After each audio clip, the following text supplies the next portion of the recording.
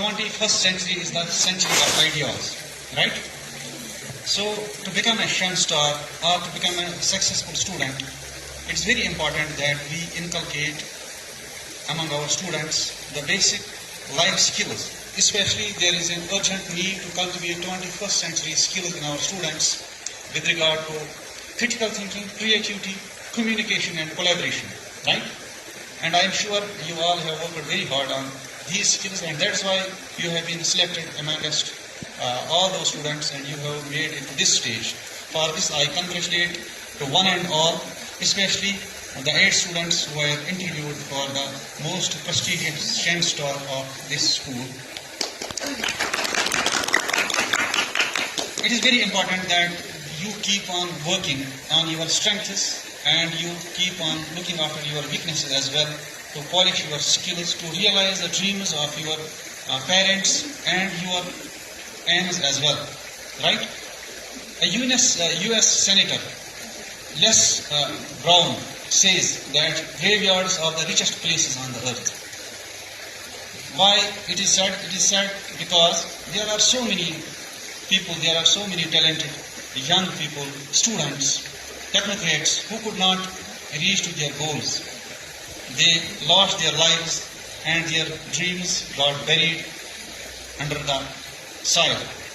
That's why it is said that graveyards are the richest places on the earth. And it is said that modern empires are the empires of the ideas.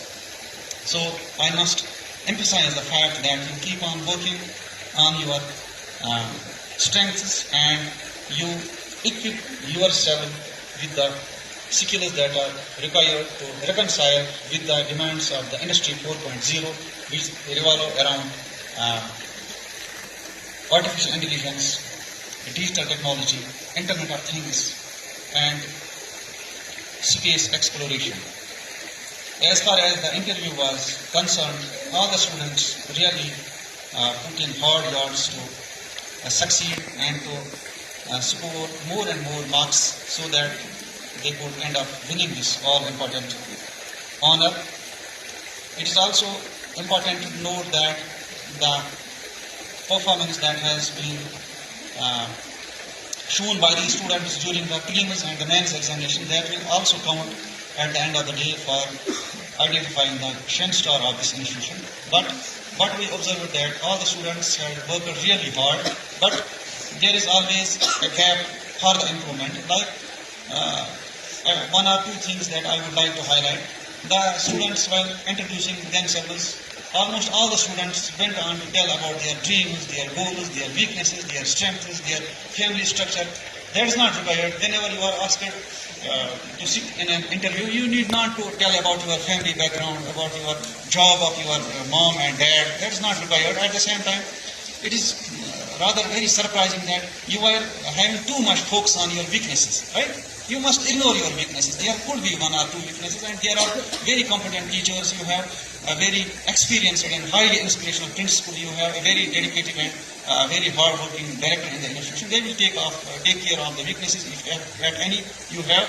But you should not keep too much focus on your weaknesses, and you should not highlight in your intro. Whenever you are being asked to introduce yourself, for example, if I was to hire a student or two for my project or for my company, why would I hire any person who is saying that I have this and this weakness, right?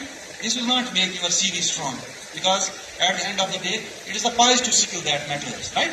Everybody has weaknesses. I too have weaknesses, and nobody amongst us is perfect, right? Only prophets were perfect. Even teachers have weaknesses. Even I must say, the people who are at the highest pedestal, they all have one or